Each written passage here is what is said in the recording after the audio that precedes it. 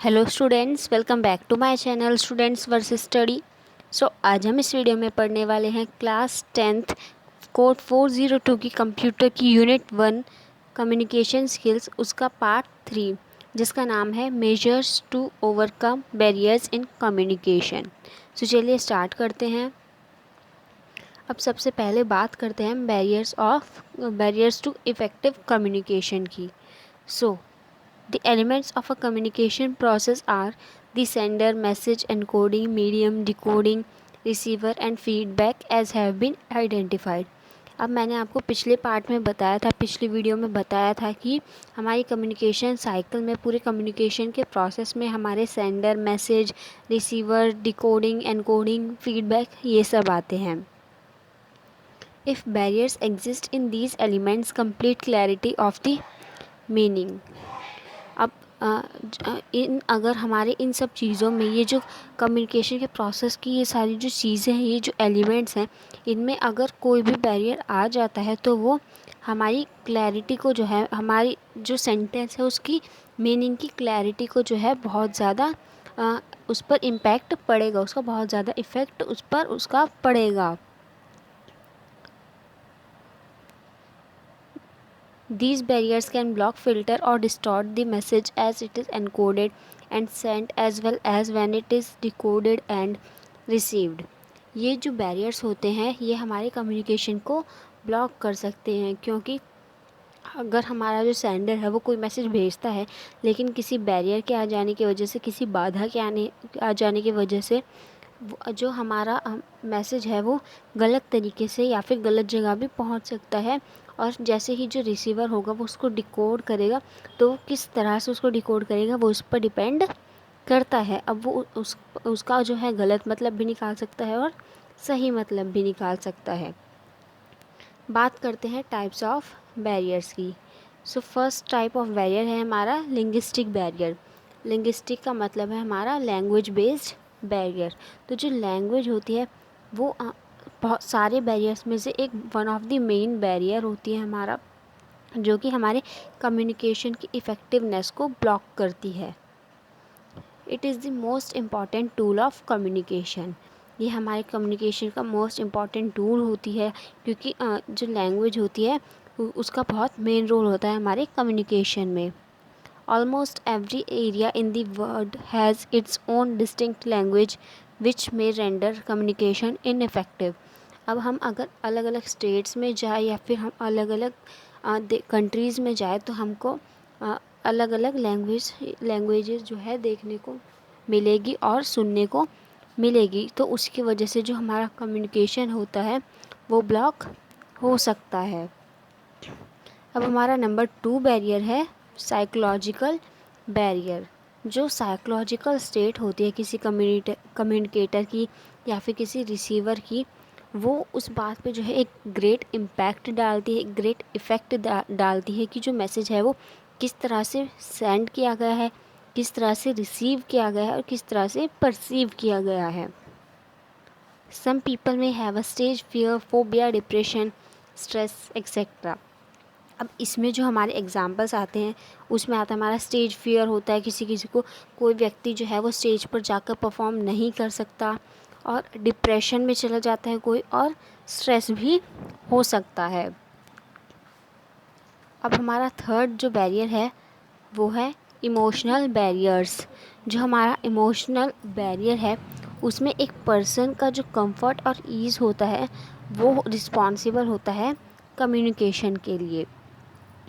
A person who is emotionally mature will be able to communicate more effectively।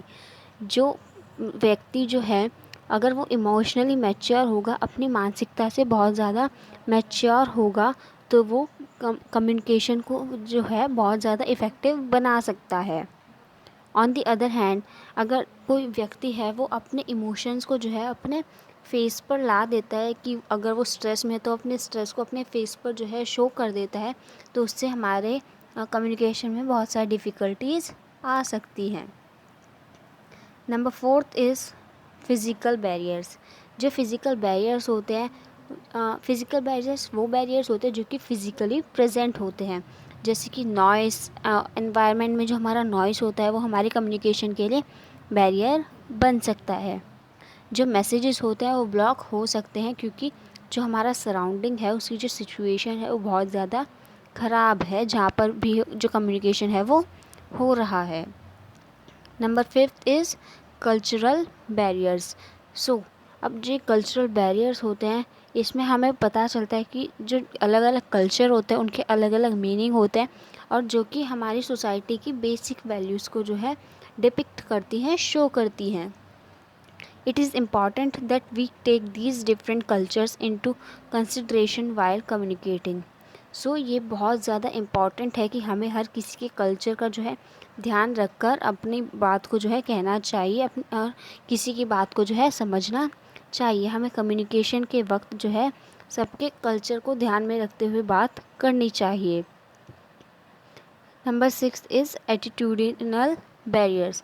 सो जो attitude issues होते हैं जैसे कि ईगो हो गया, और हमारा कोई हमारे जो बिहेवियर होता है वो हमारे कम्युनिकेशन में भी बाधा डाल सकता है। अगर हमारा बिहेवियर जो है बहुत अच्छा है तो वो हमारे कम्युनिकेशन के लिए हार्मफुल नहीं है, लेकिन जो हमारा ईगो है वो हमारे कम्युनिकेशन के लिए एक बैरियर बन सकता है। Traits such as egocentric behavior and selfishness may not be correctable. As I said, वही कि अगर हमारे बिहेवियर में ईगो जो है वो प्रेजेंट होगा, सेल्फिशनेस यानी कि स्वार्थपन जो है वो प्रेजेंट होगा, तो हमारा जो कम्युनिकेशन है वो सही नहीं होगा और उसमें बहुत सारे बैरियर्स आ जाएंगे, जिसकी वजह से कुछ मिसअंडरस्टैंडिंग्स भी हो सकती हैं और फाइट वगैरह भी हो सकती हैं। 7th बैरियर है हमारा परसेप्शन बैरियर्स। अब एक ही मैसेज जो है वो हम उसको अलग अलग तरीके से, अलग अलग चीज़ों पर जोर डालकर जो है अलग अलग लोग उसको अलग अलग तरीके से समझ सकते हैं। Knowledge of the perception levels of the audience is essential for effective communication. So अब उस मैसेज को जो है परसीव करने का जो नॉलेज है, उसको परसीव करने का जो लेवल है किसी भी हमारी ऑडियंस का, वो ज़रूरी है एक इफ़ेक्टिव कम्युनिकेशन के लिए। हमारा अगला बैरियर है फिजियोलॉजिकल बैरियर। इसमें हमारे बहुत तरह के डिसऑर्डर्स आते हैं, हमारे डिसीज़ेस आते हैं जो कि हमारे कम्युनिकेशन में बाधा डाल सकते हैं। अगर जो हमारी वॉइस है वो बहुत ज़्यादा श्रिल्ड है, हमारे सर में हेडेक, मतलब हमारे को जो है हेडेक फील हो रहा है, तो वो हमारे कम्युनिकेशन में एज अ बैरियर वर्क कर सकता है। Next is technological barriers. So अब टेक्नोलॉजिकल बैरियर्स में जो टेक्नोलॉजिकल हमारी एडवांसमेंट है, जो हमारी टेक्नोलॉजी है, वो एक बैरियर बन जाती है। और अगर हम टेक्नोलॉजी का बहुत ज़्यादा यूज़ करते हैं अपने कम्युनिकेशन में, तो वो भी हमारे लिए जो है एक बाधक बन सकती है, हमारे लिए वो बैरियर क्रिएट कर सकती है। अब हमारा 10th जो हमारा बैरियर है उसका नाम है stereotyping and prejudice as barriers. Stereotyping and prejudice is a barrier to communication when it causes people to act if they know the message that is coming from the sender because everybody already knows. अब कभी कभी हमारे साथ ऐसा होता है कि जब हम किसी से बात कर रहे होते हैं और हम कभी कभी वो बात कह देते हैं जो कि सामने वाले को पता होती है, तो वो कभी कभी हमारा मजाक उड़ाने लग जाते हैं। तो ये भी जो है एक बैरियर बन सकता है हमारे कम्युनिकेशन में, हमारे रिलेशनशिप में। अब हम इन बैरियर्स को जो है ओवरकम कैसे कर सकते हैं? Focus on clear pronunciation and slowing down on your speech. हमें जो है अपनी प्रोनाउंसिएशन पे, अपने बोलने के तरीके पर फोकस करना चाहिए और हमें बहुत तेज़ तेज़ नहीं बोलना चाहिए, हमें अपनी स्पीड को स्लो रखना चाहिए। हमें हमेशा किसी से बात करते समय, हमें कम्युनिकेट करते समय हमारा एक पॉजिटिव एटीट्यूड होना चाहिए, हमें कॉन्फिडेंट रहना चाहिए। Simple relaxation techniques are likely enough to override anxiety and get you up on stage feeling confident. So अब अगर हमें इन बैरियर्स को जो है कम करना है, तो हम अपनी फ़िज़िकल चीज़ों को भी ठीक कर सकते हैं। और हम अगर हमारे डिसीज़ेस, कुछ डिसऑर्डर्स हैं हमारे पास हमारे शरीर में, तो हम सिंपल रिलैक्स करके जो है उनको भगा सकते हैं।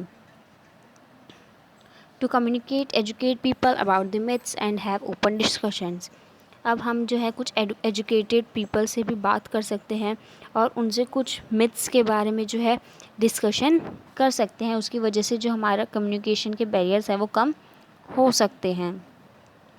द ऑडियंस में make assumption and presence about you और द सिचुएशन। जो ऑडियंस होती है वो हमारे बारे में कुछ भी सोचने लग सकती है, लेकिन हमको उससे जो है बिल्कुल भी हमको उसका अपने ऊपर इम्पैक्ट नहीं पड़ने देना है, कोई इफ़ेक्ट पड़ने नहीं देना है। हमें अपना सिर्फ पॉजिटिव एटीट्यूड शो करना है।